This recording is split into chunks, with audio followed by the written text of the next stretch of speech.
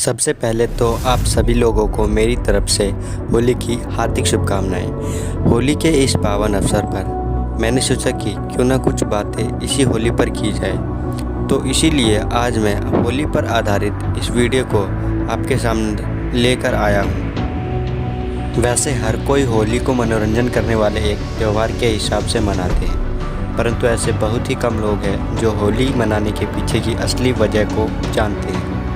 तो आज के इस वीडियो में हम लोग होली मनाने के पीछे की असली वजह को जानने के साथ ही साथ जुड़ी कई और तथ्यों का खुलासा भी करेंगे।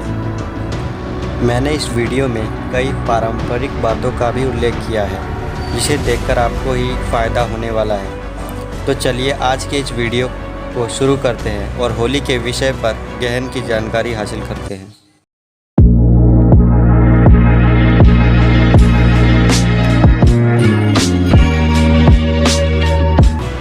तो होली मनाने का पहला कारण है प्रभु विष्णु के परम भक्त प्रहलाद का प्रभु के ऊपर अटूट भक्ति। दरअसल बात यह है कि भक्त प्रहलाद के पिता असुर सम्राट वह हमेशा अपने को ही सर्वश्रेष्ठ और ईश्वर मानता था। एक दिन उन्होंने प्रहलाद के भक्ति का मजाक उड़ाते हुए उसे सजा देने को सोचा। उसने अपनी बहन होलिका को कहा कि वे प्रहलाद को लेकर अग्नि चिता पर बैठ जाए। एक बात यह बता दूं कि होलिका के पास पहले से ही ऐसी शक्तियाँ थी कि उसे अग्नि से कुछ नहीं होगा, परंतु जब परम भक्त प्रहलाद के साथ अग्नि की चिता पर बैठी तो अचानक प्रभु की लीला हुई और होलिका उसी अग्नि में जलकर मर गई और भक्त प्रहलाद बच गया। उनका प्रभु के प्रति विश्वास और अनोखी श्रद्धा आज भी लोगों को सुनाई जाती है। होली मनाने के पीछे का दूसरा कारण है प्रभु बाल गोपाल। अगर आपने कभी अपने टीवी पर बाल गोपाल जी के बचपन के नटखट किस्सों को देखा है तो आपको अवश्य ही पता होगा कि बचपन में ही उन्होंने कितने दानवों का संहार किया है। वैसे उनके जन्म के बाद से ही उनके मामा कंस उन्हें मारने की व्यर्थ प्रयास किया करते थे, परंतु भला कोई प्रभु को कोई कुछ कर सकता है? कभी नहीं। वैसे एक बार उनके मामा कंस ने पूतना नाम के एक राक्षसी को प्रभु के पास भेजा था। उस राक्षसी ने नारी का रूप लेकर उनको मारने के लिए अपना विष दुग्ध पिलाया था। वैसे मैं आपको बता दूं कि प्रभु को इसके बारे में पहले से ही पता था और उन्होंने उस राक्षसी को ही जाल में फंसाकर उसका वध कर दिया। खैर इतना तक तो सबको पता होगा, परंतु इसके बाद की बात शायद ही किसी को पता होगी। तो विष दुग्ध प्रभु ने पी लिया तो उनके त्वचा का रंग नीला हो गया। ऐसे में उन्होंने मैया से पूछा कि इस नीले बदन में उन्हें कौन पसंद करेगा। जवाब में मैया ने कहा कि क्यों ना वे बाल गोपाल दूसरों को रंग लगा के उनके जैसा ही कर दे। फिर उन्होंने ऐसा ही किया और वह वृंदावन में उसी समय से होली खेली जा रही है। अब जब आपने होली मनाने के पीछे की वजह को जान ही लिया है तो चलिए अब होली से जुड़ी कुछ अद्भुत बातों को ही जान लेते हैं। मूल रूप से होली को हिंदू पंचांग फागुन के महीने में ही मनाया जाता है, जो कि अंग्रेजी महीने के हिसाब से फरवरी और मार्च के अंदर पड़ता है। प्रभु कृष्ण के जन्म स्थान में होली को कम से कम 16 दिन तक मनाया जाता है। इस होली को 2 दिनों में बांटा गया है।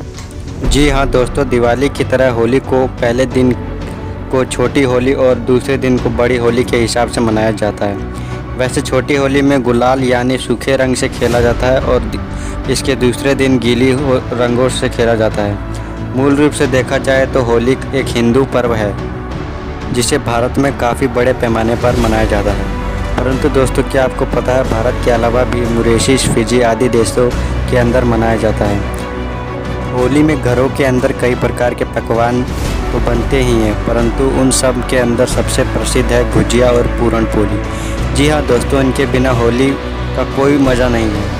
त्योहारों का मूल लक्ष्य होता है लोगों के अंदर भाईचारा बढ़ाना, परंतु होली जैसे त्योहारों में भी लोगों को कुछ सावधानी बरतनी चाहिए। इस दिन कई प्रकार के नशीली भांग आदि बनते हैं, जिसे दूरी बनाकर रहना ही अच्छा है। होली वह दिन है जिस दिन आप बिना रोक टोक के आप रंग लगा सकते हैं, परंतु इसका गलत इस्तेमाल आज के समाज में देखने को मिल रहा है, तो इसके गलत इस्तेमाल से बचें। वैसे ही इस दिन रंगीन पानी से भरे हुए गुब्बारों का महत्व ही कुछ और है। लोगों के ऊपर पानी से भरे गुब्बारे फोड़ने का आनंद ही बयान नहीं किया जा सकता।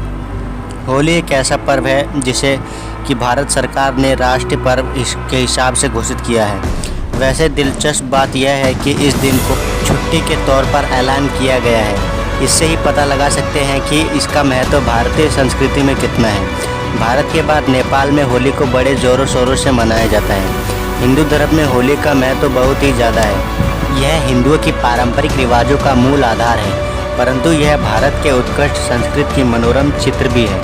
हमें आज पहचानना होगा कि हमारे इन त्योहारों की भूमिका हमारे जीवन में बहुत ही ज़्यादा है और कोशिश भी करनी होगी कि हम इसे अपने आने वाले पीढ़ियों के लिए बचा कर रखें। आखिर जाते जाते बस इतना ही कहूँगा कि अच्छे से होली मनाइए, बुरा न मानो होली है। मुझे आशा है कि आपको यह जानकारी पसंद आई होगी।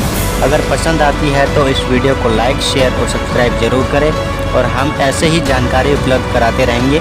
धन्यवाद।